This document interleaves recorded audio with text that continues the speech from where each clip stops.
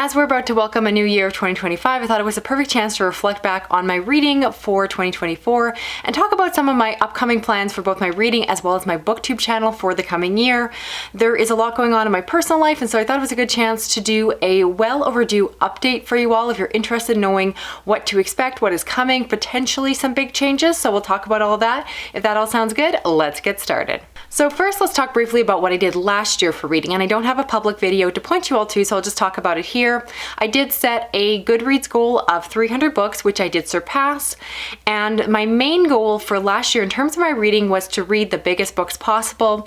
And the way I did this is for each seasonal TBR, I pretty much sorted my books that I wanted to read by page count, and if you look at the books I was reading, I really did read a lot of the biggest books. And now as I look at my page counts, while there are definitely still some outliers, some bigger books I haven't gotten to, in general, I have carved off and ticked off a lot of the biggest books that I'm very interested in reading. I also focus a lot on series, so again, not just big books, but big books in series, because again, reading books that are over 500 pages and then having to read all of the sequels that come after can be very time consuming. And from a content creation perspective, often you don't get as much bang for your buck. So for example, if I review a whole trilogy, often that'll be one video or one section of a wrap up.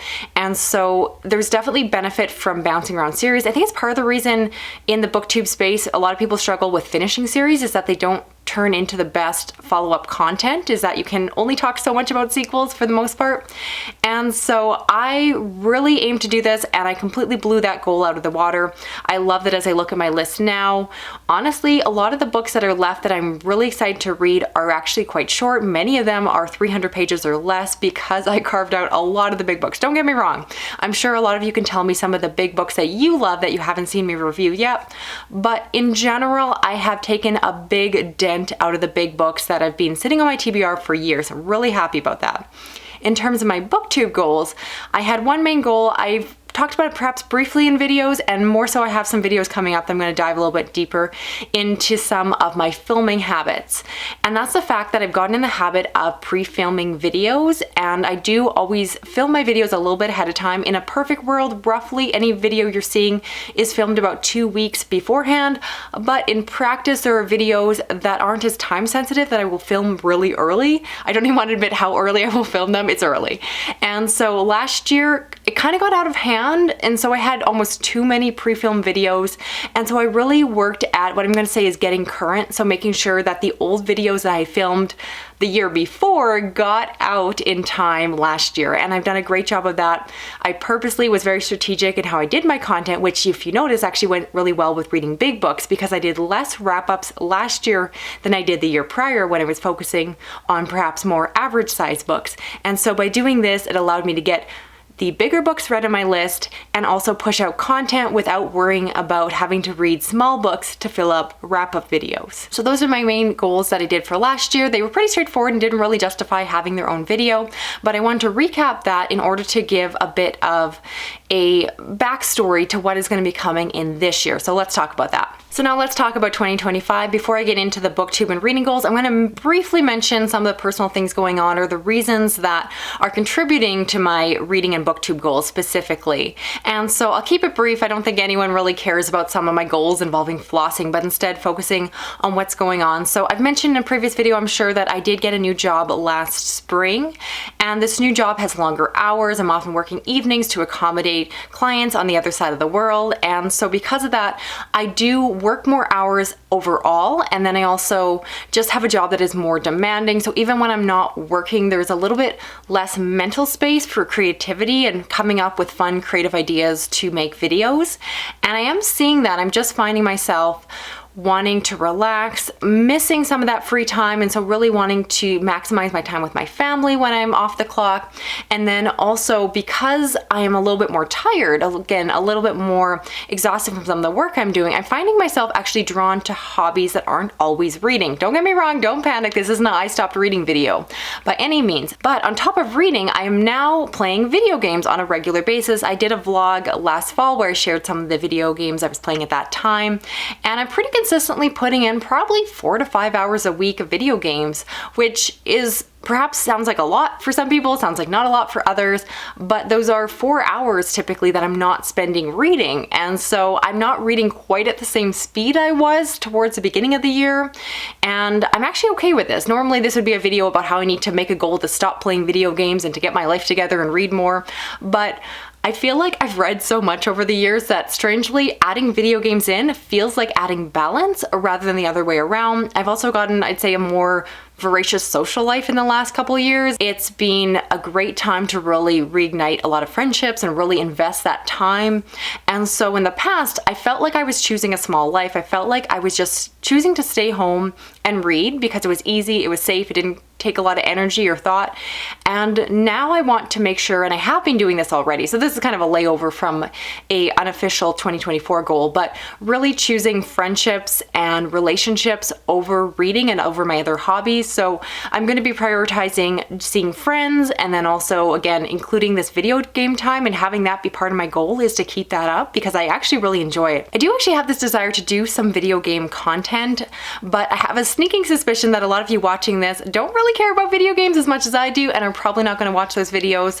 So I'd have to be strategic if I were to place anything in, and so that won't necessarily be the case. So with that, let's segue into my reading goals. So I have a couple here, and the first one is that I'm giving up the previous goal of reading big books. First, because as I mentioned, I've read a lot of the really big books on my TBR at this point. Certainly there are more, but I feel like I've made enough of an impact that now if I read, say, one big book a month, I will still be chipping away at a good pace through the remaining books that I'm interested in that are really large.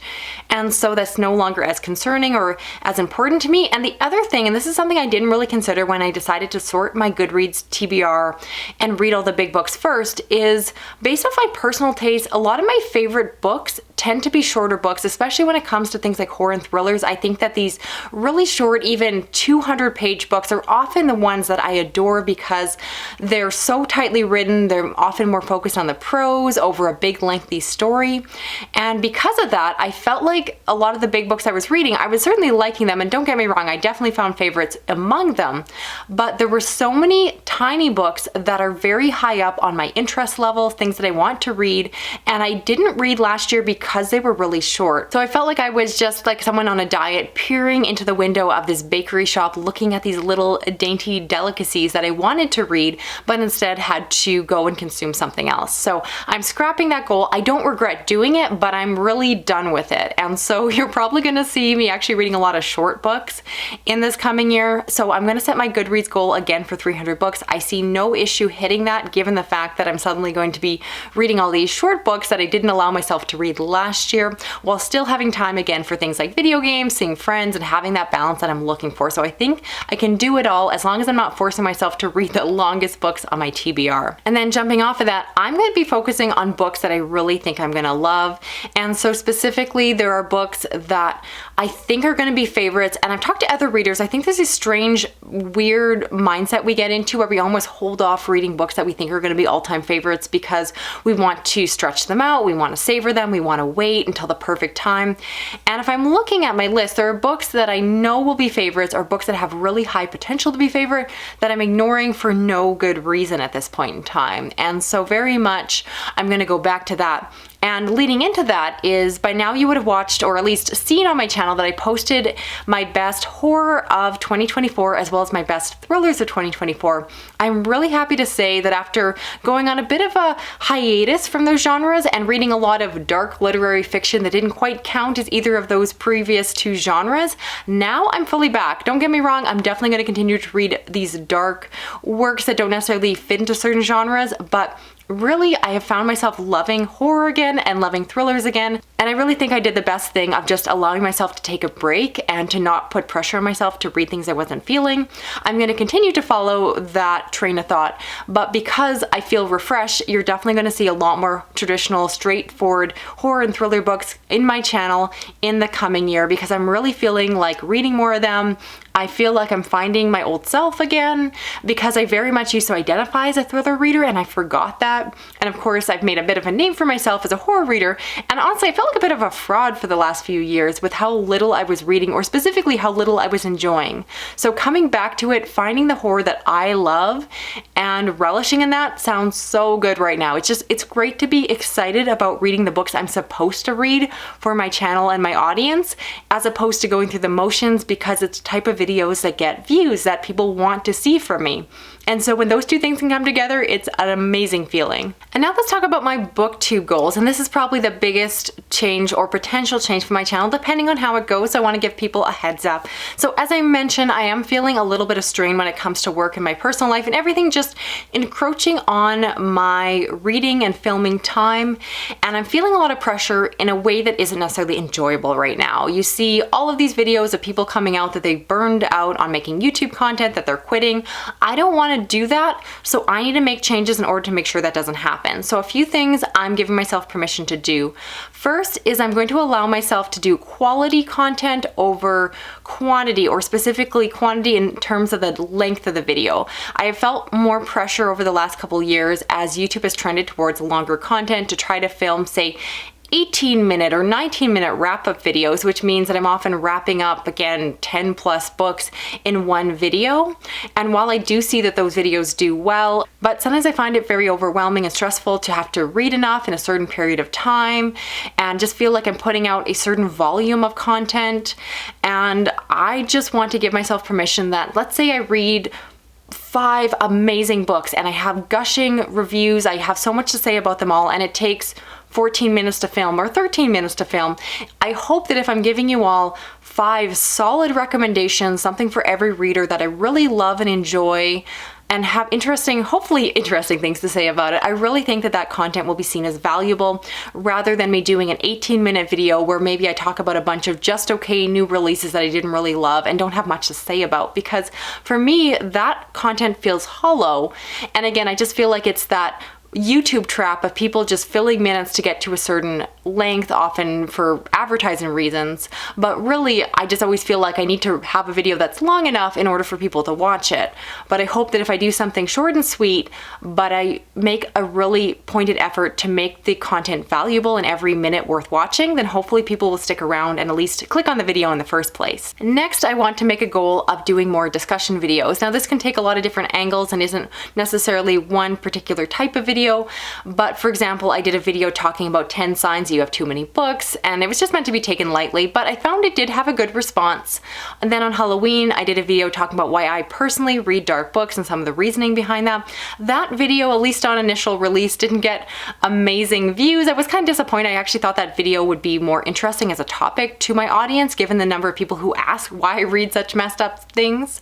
But those are the type of videos that I want to sprinkle into my channel. It's not to take away from the reading wrap-ups or recommendations that I think a lot of you are here for, but I do have the challenge of, or rather the stress of constantly having to read enough to do enough recommendation videos to be able to always have something new coming. I do think it's what people come to my channel for. I might be mistaken, but I'm very mindful of that. And I have weeks where if I'm talking about books I've already talked about before, people do leave comments saying, show me something new, I've heard about this book before, or that's it, you only reviewed this many books, or keeping track of things and just feeling like even if I talk about 10 books over 2 videos in 1 week, I'm not doing enough and people are not satisfied.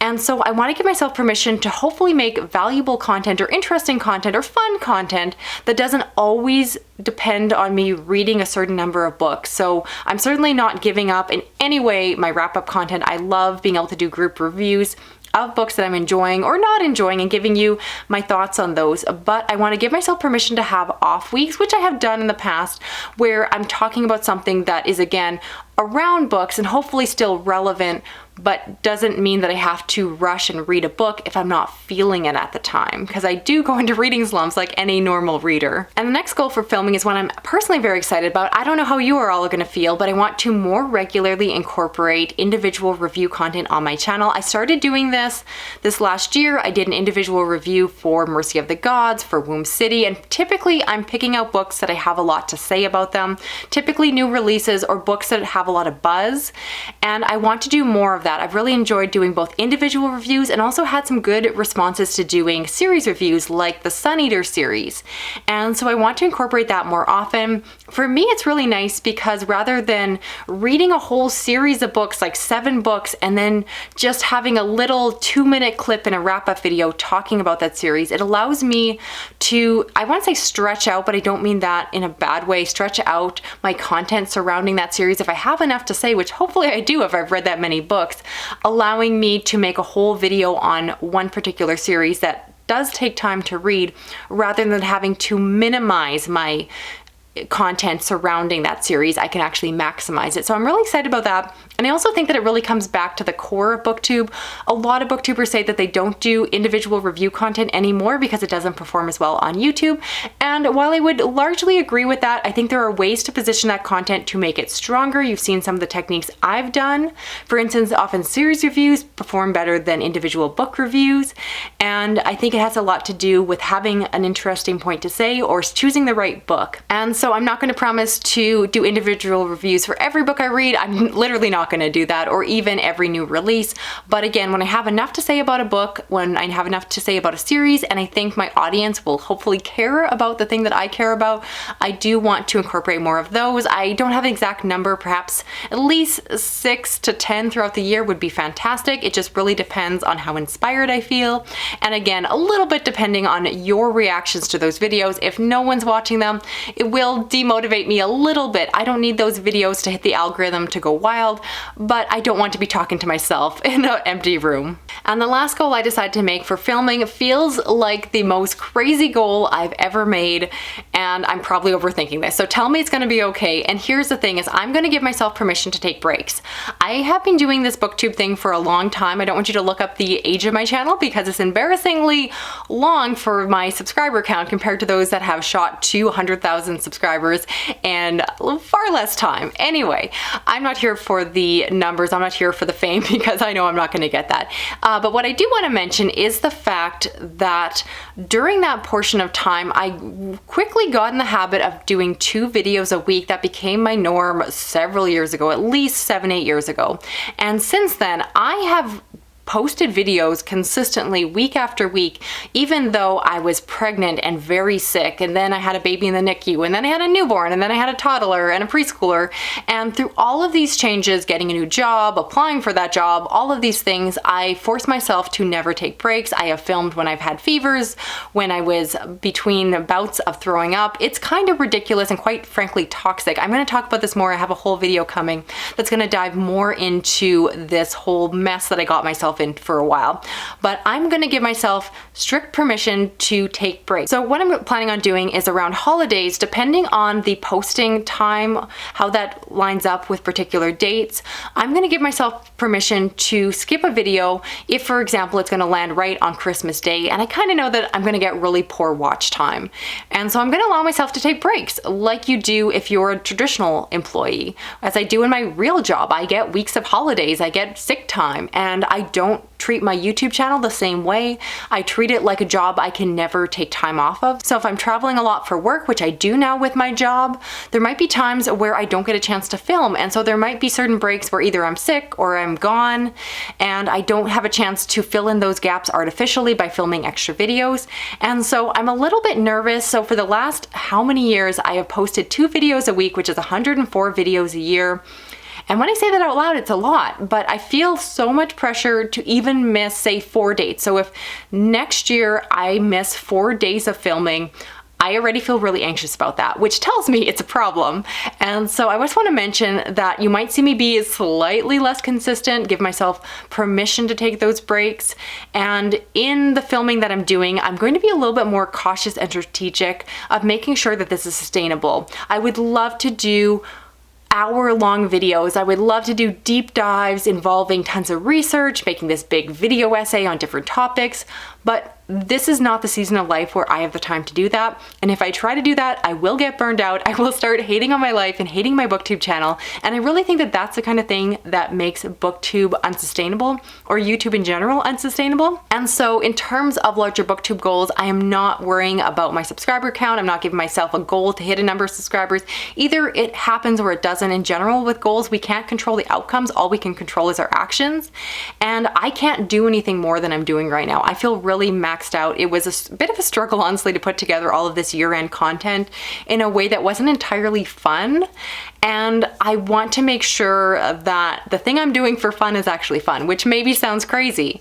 But if I'm honest, I need to kind of get my act together. So wrapping this all up and turning it over to you, I would love to hear from you. What are the type of videos you would love to see me film and prepare? What is actually worth your time? Because often what I'm finding is I'm putting out videos that perform poorly. And in doing so, I often think that that would have been a perfect opportunity for me to skip a week or skip a day of my 2 videos of the week, and then allowing myself to take breaks. And so if I am going to film content, I want it to be meaningful. I want it to be things that you all care about. And so if you can help to really narrow it down, what are the things you are coming to my channel for? What are the things that I should not bother doing? The videos you really don't care when they show up in your sub feed? And perhaps this is one of them. A lot of people don't care about goals videos. So if you're watching this, thank you so much. Love to have your feedback. Love to know what your goals are for 2025, whether you are a content creator or not. If you have a video, I will definitely watch it. I love watching these, even though they're less popular among subscribers. As a Booktube creator, I love to know what everyone else is doing, what are they thinking, and how are they surviving at the end of the year. So that's it for this video here. I'd love to know of the things I talked about. What do you think? If you have any feedback, thoughts, or opinions, drop them down below, as long as you keep them a little bit kind. I am trying to open up and be a little bit more honest about some of the stress that is happening behind the scenes that hopefully you're not seeing on camera on a regular basis. If you're new to my channel and want to subscribe, stick around. I hope you hit that little subscribe button. You can give a thumbs up to this video, drop a comment, and hit that little notification bell. Otherwise, hopefully I will talk to you again soon. Happy New Year's.